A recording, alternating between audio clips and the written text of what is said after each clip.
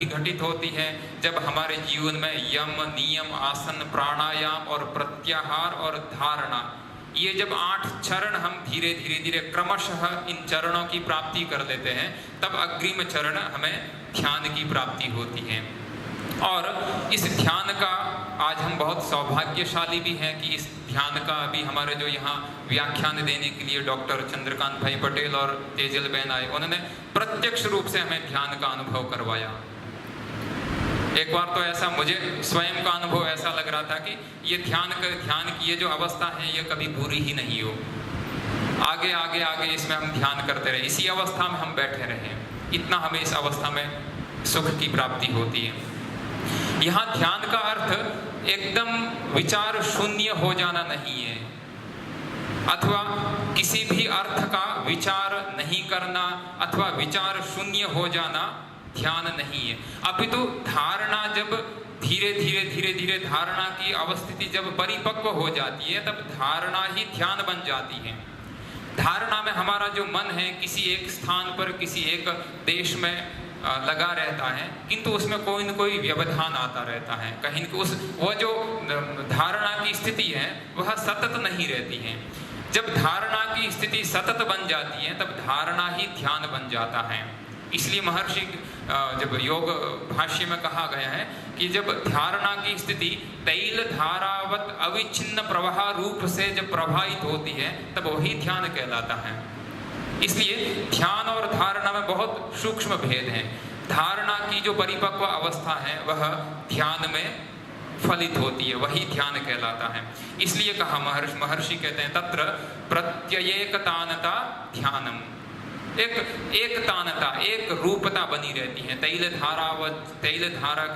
धार का जैसे अविच्छिन्न प्रवाह होता है, कहीं बीच में कोई व्यवधान नहीं होता, उस प्रकार से जब हमारी चित्त, उस प्रकार से जब हमारा मन किसी एक स्थान पर लगा रहता है वह हमारी ध्यान की अवस्था होती है। और ये जो ध्यान है उस ध्यान में हमारा कोई न कोई विषय रहता है। आगे के जो ये जो धारणा, ध्यान और समाधि, ये जो तीनों अंग कहे हैं, इसको योग दर्शन में संयम शब्द से भी कहा है, त्रयम एकत्र संयमः। ये जो तीनों अंग हैं, यह तीनों के तीनों अंग बहुत, इन तीनों अंगों में बहुत सूक्ष्म भेद हैं। धारणा की परिपक्व अवस्था ध्यान है और ध्यान की भी परिपक्व अवस्था है समाधि। ध्यान में हम किसी न किसी अवस्था का ध्यान करते रहते हैं, हमें ये ज्ञान रहता है कि मैं ध्यान करने वाला हूँ, ध्याता हूँ, मैं ध्यान क्रिया को कर रहा हूँ और जिस विषय पर मैं ध्यान कर रहा हूँ वह ध्येय कोई और है, इस प्रकार का हमें भान रहता है। जब यह भान भी नहीं रहता है, जब ध्याता ही ध्येय रूप में बन जाता है, तब वह समाधि कहलाता है। तदेवार्थ मात्र निर्भासम स्वरूप शून्यमेव समाधि, तदेव अर्थ मात्र निर्भासम। जब ध्याता है वह ध्येयाकार हो जाता है, जब ध्याता को ध्येय, जब ध्याता स्वयं को ध्येयाकार रूप में ही अपने आप को पाता है, तब वह उस अवस्था को समाधि कहा गया है। इस प्रकार से यह जो समाधि है, इस समाधि की अवस्था को ही महर्षि पतंजलि योग शब्द के द्वारा अभिलक्षित करते हैं। यो अथ योगानुशासनम योगः समाधि सच सार्वभौमः चित्तस्य धर्मः।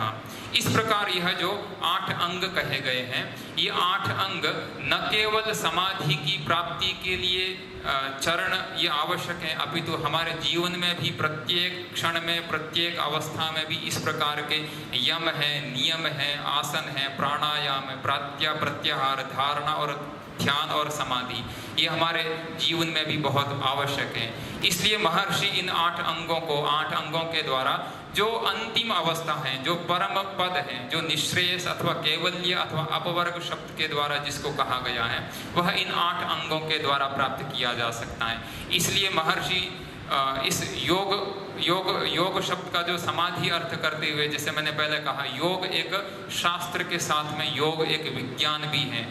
और विज्ञान इसलिए है क्योंकि इसमें क्रमबद्धता है। जिस प्रकार से गणित में 2 और 2 4 होते हैं, उसमें अविश्वास करने का अथवा विश्वास करने का कोई प्रश्न ही नहीं होता है। 2 और 2 4 होते हैं, अगर कोई भी किसी को भी आप पूछेंगे 2 और 2 4 ही होते हैं। उसी प्रकार अगर ये 8 अंग हैं, इन 8 अंगों के अनुष्ठान के द्वारा जिस समाधि की प्राप्ति होती है, अगर हम सही तरह से इन 8 अंगों का अनुष्ठान करें तो समाधि की प्राप्ति होगी, हमारे जीवन में योग आएगा। और इस योग को ही अलग अलग महर्षियों ने अलग अलग शब्दों के द्वारा कहा है।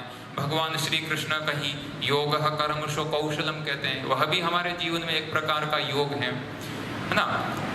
हमारे जीवन में इस योग के बिना हम कोई किसी भी कर्म को नहीं कर सकते। हम तो मनुष्य हैं, परमात्मा को भी योग की आवश्यकता होती है ना। सह एकाकी न रमते, परमात्मा भी योग के बिना इस सृष्टि की रचना नहीं कर सकता है, उसको भी योग की आवश्यकता है। माया के साथ अथवा प्रकृति के साथ उसको भी योग करना होता है, उस योग के द्वारा ही वह इस सृष्टि की रचना करता है। तो योग, यह जो योग है ये हमारे जीवन में बहुत आवश्यक है। यह इस योग का जो आध्यात्मिक पक्ष है और जो व्यावहारिक पक्ष जो हम ध्यान, प्राणायाम, आसन, प्राणायाम इत्यादि के द्वारा जो अनुभूत करते हैं, प्रत्येक जीवन में, प्रत्येक जीवन की अवस्थाओं में यह योग आवश्यक है। और इस योग की हमें प्राप्ति हो और इस योग के द्वारा हम शारीरिक रूप से भी स्वस्थ रहें और मानसिक रूप से भी स्वस्थ रहें। और महर्षि ने जिस योग शब्द का जो अर्थ किया है, उस अर्थ यानी समाधि की भी हमें प्राप्ति हो, इस प्रकार की कामना करता हुआ मैं अपनी वाणी को यहीं विराम देता हूँ। सभी को धन्यवाद और आयोजकों